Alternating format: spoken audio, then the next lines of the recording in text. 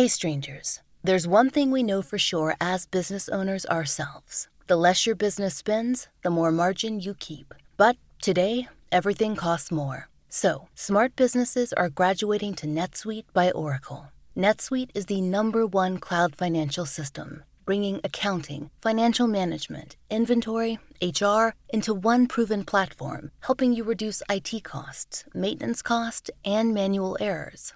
Over 37,000 companies have already made the move to NetSuite.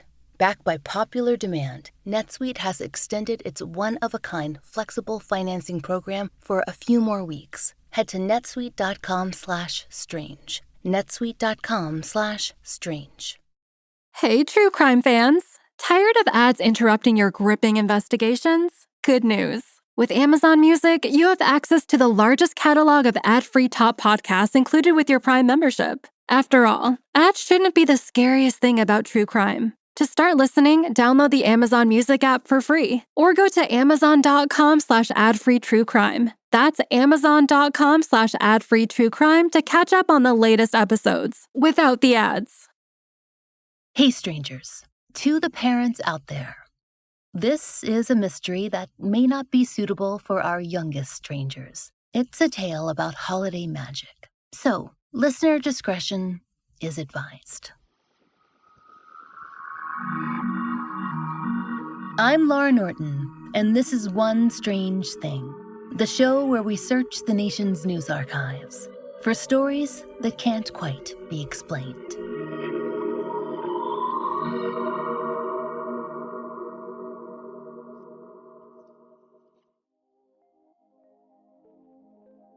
Strangers, no matter your belief systems or winter holiday traditions, we're pretty sure that you're familiar with a particularly famous poem first published in the early 19th century. It's one so famous that we'd bet you can recite the first lines right along with us. "'Twas the night before Christmas, when all through the house, not a creature was stirring, not even a mouse. The stockings were hung by the chimney with care, in the hopes that St. Nicholas would soon be there."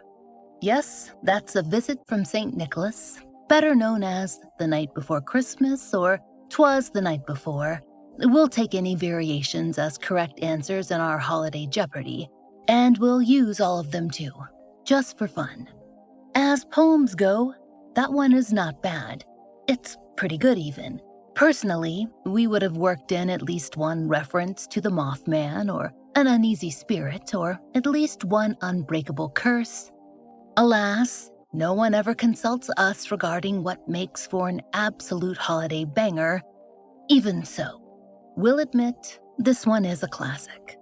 In any case, the poem, A Visit from St. Nicholas, managed to become wildly popular without those extremely important elements. In fact, since its first publication in the Troy Sentinel newspaper in 1823, yes, this year is its 200th anniversary, it has become a true Christmas tradition. Even more than that, it has shaped our modern image and our story of Santa Claus, his reindeer, and, well, the night before Christmas. As Carnegie Mellon University explains, quote, "Before the poem's publication, St. Nicholas was portrayed as a lanky, stern bishop who visited children to dispense both gifts and discipline.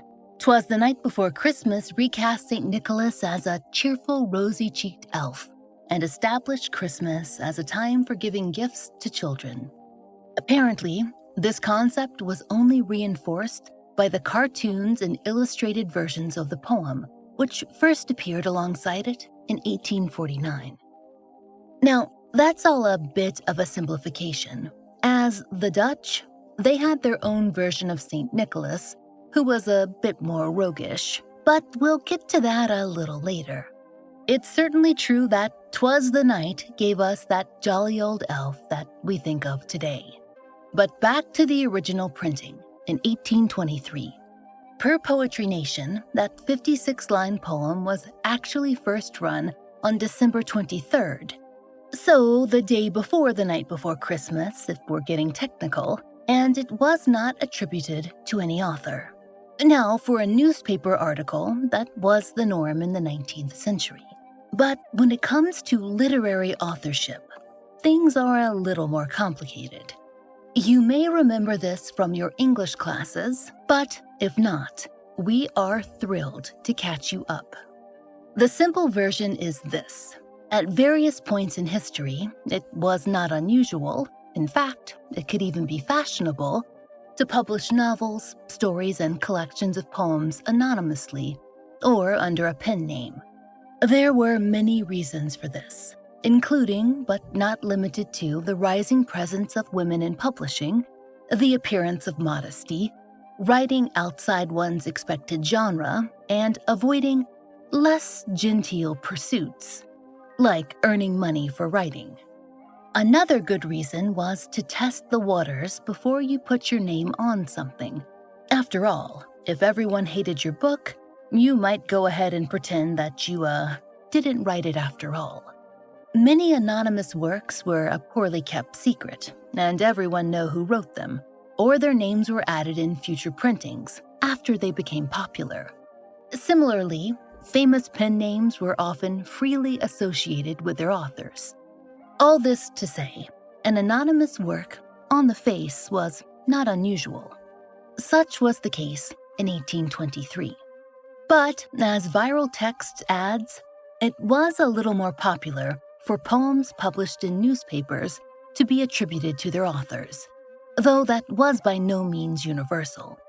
As they note, author attribution was more common for celebrity poets because it helped sell papers. But either way, readers wouldn't bat an eye. So, when A Visit from St. Nicholas appeared anonymously in 1823, this was a common practice. What's a little odder, though, is that once the poem became popular, indeed, once it became part of the zeitgeist and actually influenced American culture, it remained so. After all, with all that popularity, we imagine it would be tempting to claim the glory. Many once anonymous authors did so when their works took off. But year after year, the poem appeared in December, and that mystery remained, at least for most. Apparently, it seemed that the editors at the Troy Sentinel, where the poem originally ran, knew who the anonymous poet was. According to the Daily Herald, quote, "Several years after the poem's publication in the Sentinel, editor Orville Hawley wrote that the author was, quote, by birth and residence belonging to the city of New York, and that he is a gentleman of more merit as a scholar and writer than many more noisy pretensions." In fact, perhaps that's precisely why the author was hesitant to come forward. Merit as a scholar might not be synonymous with a little Christmas poem, no matter how popular it might be. Hard for us to imagine, strangers, as we personally crave the bright light of celebrity and fame and riches. If you can make that happen, our DMs are wide open. Anyway, as Columbia Magazine explains, this meritorious author might have remained quiet forever, except that in 1844, someone else claimed credit for his work. It was that Christmas that the poem ran, as it had for the last 20 years, in papers across the country. In one newspaper, the Washington Intelligencer, the poem appeared. Nothing unusual there. But this time around, it was misattributed to another author. The university does not tell us who. Did this misattributed author claim credit? Was it simply a mistake? Either way, the end result was that the actual poet finally stepped forward. And he was not famous, as you might be imagining at this point. That would be too convenient for our purposes. But he was, by all accounts, respected. And what's more, how his poem ended up in the Troy Sentinel has been a matter of some debate, as these things often are. So, let us now introduce you to Clement Clark Moore. The Daily Star wrote that he was quite the respected 19th century scholar. He was based at the General Theological Seminary in New York, where he focused his research on the Bible. As the Poetry Foundation explained, Maura was a well-to-do and well-educated man who had multiple degrees from Columbia University. He eventually became a professor at the Theological Seminary, where he taught literature. He and his wife were extremely religious people, and they were also the parents to 9 children. Maura was roundly considered to be a very serious man. Perhaps that's why it was rather surprising to think of him as the author of such a lighthearted work about stockings hung with care and fanciful holiday dreams. In fact, you might reasonably wonder why Clement Moore might write such a poem at all, but even more so, why he would publish it, considering his body of scholarly work on the Bible and foreign literature. Well, by all accounts, he didn't publish his poem. Not exactly. Not personally. The story of how the poem ended up in the Troy Sentinel has varied depending on the source. Mental Floss reported that, quote, a housekeeper had, without Moore's knowledge, sent the piece, which he had written for his kids, to the newspaper. But Columbia Magazine published a slightly different account. Quote, a Moore family friend, Harriet Butler of Troy, New York, heard Moore read the poem and asked to copy it down. A year later at Christmas time, Butler's friend, Sarah Sackett, submitted the unsigned poem to the Troy Sentinel, which published it anonymously. Apparently in that version, Moore had read the poem at a party to entertain his guests, and it had been a hit. What, though, had inspired him to take the rather pious figure of St. Nicholas and transform him into a portly, reindeer-wielding Santa Claus? Well, a few things, actually. At least some of the details of the poem were influenced by a piece by the famed American author Washington Irving. You might remember him as the writer of Rip Van Winkle. But Irving wrote plenty of other things, including an account of St. Nicholas as Santa Claus, his Dutch incarnation, sailing across the New York City sky. According to the History Channel, Washington Irving's work, which appeared in his book, The History of New York, was inspired by stories told by Dutch immigrants to New York. They brought their Santa Claus to the city, which was, quote, a shortened form of St. Nicholas. Irving was quite the student of New York culture, and he was interested in the Santa Claus stories, which presented a livelier figure of St. Nicholas, one who brought presents to children. This was illustrated in Santa Claus woodcuts that became popular with the New York Historical Society and which Washington Irving saw. They included stockings stuffed with treats delivered by Santa Claus. To make those deliveries, Santa Claus traveled in a wagon that had the ability to fly. Apparently, though, Washington Irving's Santa Claus was rather different than what we're used to. Irving described him variously as, quote, the patron saint of New York, and dressed in, quote, a blue 3-cornered hat, red waistcoat, and yellow stockings, or, quote, a man wearing a broad-brimmed hat and a huge pair of Flemish trunk hose. Not very, Santa-ish, we must say, though the History Channel assures us that there were some elements that we'd recognize as familiar, an air of merry mischief that eventually translated to that jolly old elf that we've come to know. Anyway, it's made clear that Moore had certainly read Washington Irving, but Columbia Magazine tells us that he had plenty of original material of his own. Clement Moore, quote, endowed his St. Nick with other traits that would come to define the American Santa Claus. A plump, jolly, cherry-nosed, white-bearded chimney spelunker whose toy-pack sleigh drawn by a team of reindeer makes its yearly flight over the rooftops on Christmas Eve. Moore also named the reindeer and cemented the idea that Santa rode on a sleigh through the sky, pulled by beasts that could, in fact, fly. The Dutch roots were there, and Washington Irving's influence, but no one can argue that Moore's own original ideas were a huge part of what made the modern Santa Claus.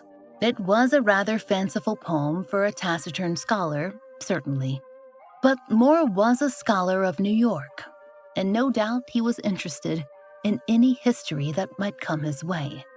In fact, he was deeply involved in the city's historical society. Still, he did acknowledge that the work was out of character. According to the New York State Library, when Maura finally published the poem in his 1944 collection, quote, he referred to it as his long-ago trifle, a thing he hadn't cared to acknowledge before, but would happily do so now. We like to think that even the most serious gentleman might want to entertain his children or his guests, whichever story was true, at the holidays.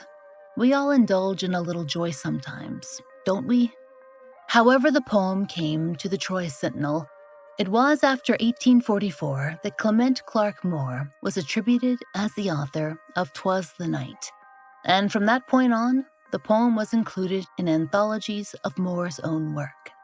For a few decades, yes, it had remained a small literary mystery, but as those things go, well, it was solved quickly enough, wasn't it?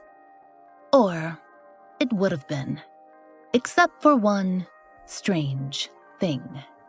Some would argue that it hasn't been solved at all, and that another man, Major Henry Livingston Jr., should have gotten the credit all along. This episode is brought to you by Progressive Insurance. Whether you love true crime or comedy, celebrity interviews or news, you call the shots on what's in your podcast queue. And guess what? Now you can call them on your auto insurance too with the Name Your Price tool from Progressive. It works just the way it sounds. You tell Progressive how much you want to pay for car insurance, and they'll show you coverage options that fit your budget. Get your quote today at Progressive.com to join the over 28 million drivers who trust Progressive. Progressive Casualty Insurance Company and Affiliates. Price and coverage match limited by state law. علي الحماس مع منيو بيتزا هات ماي بوكس الجديد. 4 خيارات ماي بوكس تعدلها على كيفك وزيد عليها اختيارات ما لها حدود. اطلب ماي بوكس اليوم وخليها على ذوقك. بيتزا أو ملت كله بكيفك، وطلباتك الجانبية اختر 2 أو مشروب، خياراتك ما تنتهي. هي شروطك وأحكامك اللي ترضي ذوقك. منيو بيتزا هات ماي بوكس الجديد بشروطك وأحكامك. بيتزا هات اطلب اليوم. Now, you're probably asking, who on earth is Henry Livingston Jr., and how is he involved in this story? Well, let's start with the easy part. His biography. According to the Poetry Foundation, Major Henry Livingston Jr., quote, was a member of a leading colonial New York family who worked as a farmer, surveyor, and a justice of the peace. According to a website dedicated to Henry Livingston, his family was from Poughkeepsie, which was a Dutch stronghold in the United States, and his mother's family, the Conklins, they were of Dutch stock. The Poetry Foundation tells us that Livingston had fought in the Revolutionary War, thus the whole major thing, and after the war, he took to writing. Per the Foundation, quote, Livingston published mainly occasional and light verse in regional journals. His poems were often published anonymously or under the pseudonym of R. His poems were entertaining and often dedicated to or for his children. And, perhaps most importantly, he was very familiar with the Dutch stories of Santa Claus. So, as a writer of light verse with a Dutch background, it would not be so odd for a man like Livingston to write a Christmas poem, one that celebrated and Americanized a Dutch tradition. So, certainly, he had the background. But did Henry Livingston Jr. ever claim to have written A Visit from St. Nicholas? According to the New York State Library, no. We imagine that he might have seen the poem in the paper, it was everywhere, but as far as scholars know, he never made any noise about stolen glory. There's not even any indication, as far as we can tell, that he might have been that misattributed author from 1844. Henry Livingston Jr. died in 1828, 5 years after the poem was published, at the ripe old age of 79, with plenty of children and grandchildren to remember him. And it was those descendants, and eventually their descendants, who would take up his cause. They're the ones who said they discovered the poem had been attributed to Moore. But, as the Poughkeepsie Journal reported, Livingston's family claimed that was simply impossible. Moore could not possibly have read the poem to his own friends or family in the early 1820s, because their own father, Henry Livingston Jr., had written it for his family in 1808. Quote, "According to family accounts, Livingston emerged from his writing room on Christmas morning and announced he had written a very special poem for his family and guests. Sitting among them, Livingston read A Visit from St. Nicholas, which began with the distinctive line, 'Twas the night before Christmas.' We assume that it became a family favorite, but there's no accompanying story of Livingston deciding to reach a wider audience through the newspaper The Troy Sentinel. In fact, his family claimed that they never saw the poem in the papers at all, not for a few decades, which might bring our theory that it surely circulated to their house into question. But it also begs another question. If Livingston himself never sought to publish the poem, then how, if he did indeed write it, did it make it to the press? Well, according to the Poughkeepsie Journal, Livingston's 5th great-granddaughter, she has an answer for that. That relative, a woman named Mary Van Dusen, told the paper that, quote, "A guest who'd heard Livingston recite the poem that Christmas morning was so enthralled with it that she pleaded with Livingston to make her a copy, which he did. Upon leaving Locust Grove, the young woman traveled to the home of Moore on her way to a job as a governess for one of Moore's relatives." As you might imagine, Moore's family stringently disagreed with this assertion. Per the journal, they had plenty of Moore's own handwritten versions of the poem. Of course, that was not proof positive, because he'd made numerous copies in longhand for friends and family. And what about Livingston's copies? Surely his family would have them, right? Well, wrong. The Poughkeepsie Journal wrote that, quote, "According to family accounts, Livingston's original copy was destroyed in a fire in 1847 at his daughter's home in Wisconsin. So, it is not possible to prove authorship simply based on dated work. But as you might imagine, scholars and descendants have not stopped there. Since the question of provenance arose, various methods have been undertaken to try and prove authorship once and for all. Moore, having been an academic and a more well-known writer, has his papers archived at his alma mater, Columbia, which also happens to be the university where he spent his career. And those archivists do claim to have quite a bit of paperwork to back up his authorship. Per the Daily Star, Columbia University archives many copies of his work, including an 1836 version in an anthology published by his friend, who attributed the poem to Moore years before he came out as the author officially in 1844. There's also a copy of Moore's follow-up poem, The Night After Christmas, which follows a very similar theme. Moore's relatives argue that that is proof in and of itself. In fact, generations of those relatives have spent many years amassing other supporting documents to add to the archives. Per the Daily Herald, some of those papers are even housed at the New York Historical Society. But Columbia Magazine explains that the Livingston theory is supported by another, more modern technique: digitized pattern analysis. There's a Vassar professor, a literary sleuth, the magazine calls him, named Don Foster, who wrote a rather famous book called Author Unknown, On the Trail of Anonymous. All the way back in 2000, he wrote that he'd exposed the author of a famous anonymous work, Primary Colors. Per Columbia, Foster's method involves, quote, crunching data from authors' digitized writings to identify idiosyncratic patterns of syntax, vocabulary, and punctuation, which, he argues, are, quote, as distinctive as fingerprints. When asked to take on the Moore-Livingston debate, he decided in favor of Livingston. His reason?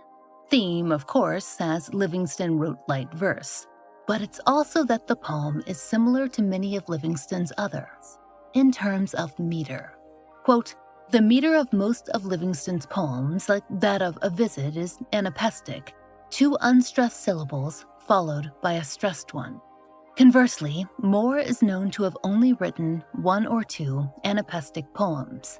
Foster also noted a number of other similarities to Livingston's writing, including certain turns of phrase. Another clue that might point to Livingston. Columbia magazine wrote that in the earliest printings of Twas the Night, 2 of the reindeer had different names. They were originally, quote, Dunder and Bliksem, after the Dutch oath meaning thunder and lightning. But the magazine reported that in Moore's handwritten versions, those copies that he made for friends, he used, quote, the German Donder and Blitzen. Foster's claim here was that Livingston knew Dutch and Moore did not. Of course, there is the matter that Moore scholars believe that he was very familiar with Washington Irving's work, which introduced him to the Dutch Santa Claus. But, strangers, you will recall that Irving never named any reindeer. That was entirely Moore's invention, or maybe Livingston's. Oh dear, this is a pickle. Honestly, the debate rages on today. It's even been the subject of mock trials. Wikipedia even presents the poem with arguments for both sides. Some official sites and sources, like the Poetry Foundation, have landed on the side of Livingston. They argue that tone, style, and background favor him. Others look at Moore's documents, claims, and handwritten versions as stronger support. Besides, they ask, would such a pious man have been willing to lie for what? Conceit? And though Livingston was Dutch, Moore was well entrenched with the New York Historical Society, which was invested in Dutch culture and familiar with Irving's works. But then there's the theme of Moore's other works. Truly, strangers, this debate rabbit hole is a deep one. It could keep you busy until spring.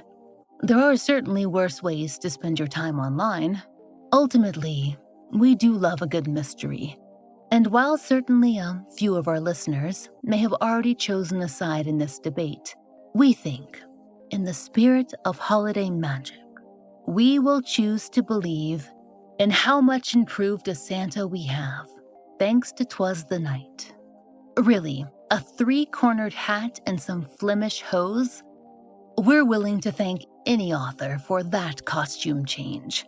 And then you add in some reindeer flair, some razzle-dazzle, and some chimney shimmying in New York City. Truly, we cannot complain. And so we'll end on this. Merry Christmas and Happy Holidays, strangers.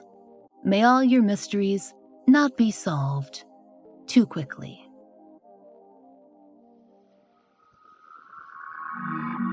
We hope you'll join us next time for another real-life story from the fine print of America's local papers, from the lives of regular people, just like you and me, except for one strange thing. Strangers, I've released my first book, and it's available everywhere now as audio, hardcover, and ebook. It actually came out this October, and I read the audio version myself. It's called Lay Them to Rest, and it's about John and Jane Doe's, my years-long experience following forensic experts around the country, and our efforts to solve the mystery of a cold case. One Strange Thing is an independently produced podcast. To support the show and to hear more of the entirely true and enticingly peculiar, you now have 3 options to enjoy 2 extra bonus episodes a month.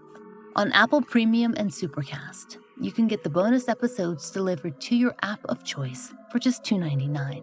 And for $2 more a month on Patreon, you'll get more fun extras. There you'll find ad-free early releases of our regular episodes, 2 full-length bonus episodes, monthly giveaways, blog posts, and occasional live streams, all for $5 a month. We hope you'll check out one of these options and support the show. There's a link in our show notes. And if you enjoy One Strange Thing, please take a moment to leave us a great rating or review on your favorite podcast app. It really helps.